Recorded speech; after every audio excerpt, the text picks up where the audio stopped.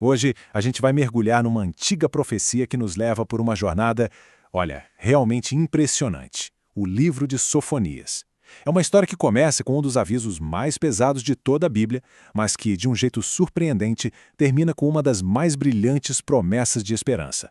Então, vamos lá. A profecia não perde tempo, ela já chega com tudo. Essa frase é poderosa, é sinistra, e estabelece logo de cara que o negócio é sério. O tom é de uma gravidade imensa. E esse é o nosso ponto de partida. A ideia de que um dia de acerto de contas está muito, muito perto. Para a gente entender a mensagem, o contexto é fundamental. O profeta é Sofonias, e ele está falando durante o reinado de Josias, um rei que tentou fazer grandes reformas em Judá. Mas, mesmo no meio dessas tentativas de renovação, o aviso de Sofonias soa com uma urgência que é de fato impressionante. E todo esse aviso gira em torno de um conceito central: o Dia do Senhor. Sofonias não descreve isso como um evento qualquer, não.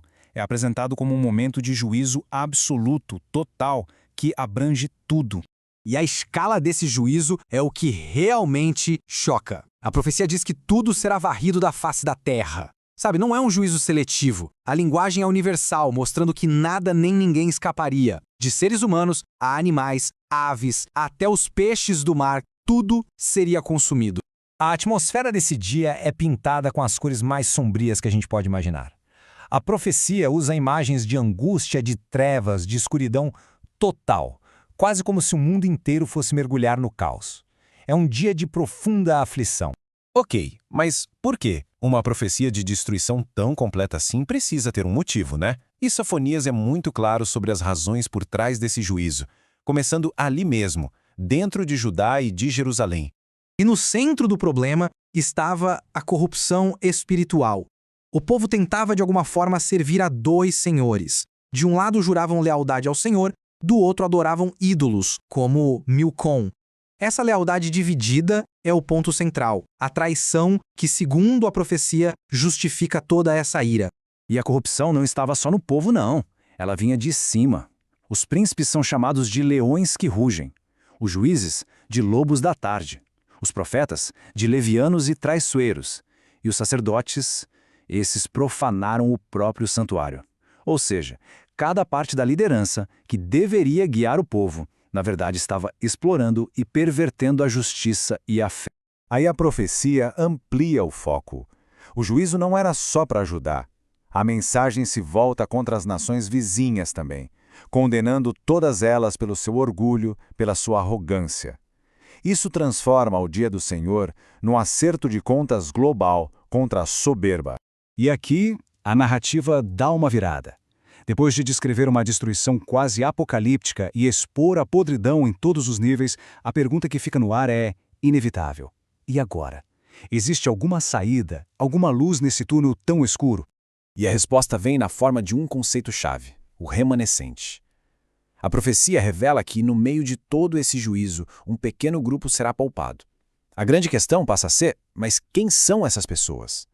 O interessante é que o remanescente não é definido pela força ou pela riqueza, mas pelo caráter. São os humildes os que confiam no Senhor, os que praticam a justiça e falam a verdade. É uma definição que valoriza a integridade do coração acima de qualquer outra coisa. Então, como alguém poderia fazer parte desse grupo? A profecia oferece um caminho que é, na verdade, bem direto. Não se trata de rituais complicados, mas de 3 atitudes fundamentais: buscar a Deus, buscar a justiça e buscar a humildade. Essa seria a única condição para, talvez, encontrar abrigo no dia da ira do Senhor. E com a introdução desse remanescente, o tom da profecia muda da água para o vinho. A gente sai daquela advertência sombria e entra numa celebração vibrante. A narrativa se transforma completamente. Lembra daqueles gritos de angústia lá do começo? Compara com isso aqui. É uma ordem direta para cantar, para se alegrar, para exultar. A mudança não poderia ser mais radical. O lamento se transforma numa verdadeira explosão de alegria. A própria imagem de Deus também muda radicalmente. Aquele que antes era o juiz trazendo destruição, agora é descrito como um guerreiro salvador. Um guerreiro que não só protege seu povo, mas que tem prazer nele, que se alegra e canta por causa dele. O ponto final é que a restauração prometida é total. Cada aspecto negativo do juízo é completamente revertido. Os julgamentos são retirados, o medo dá lugar à segurança, e a vergonha se transforma em honra diante de todos. É uma virada de chave completa e gloriosa no destino desse povo. E assim a gente fecha essa análise. A profecia de Sofonias nos leva por um arco narrativo que vai da escuridão mais profunda à luz mais brilhante. A questão que fica para a gente refletir é exatamente essa. Como um texto consegue conter esses dois extremos, a ira total e a restauração completa? E que mensagem essa jornada nos transmite hoje?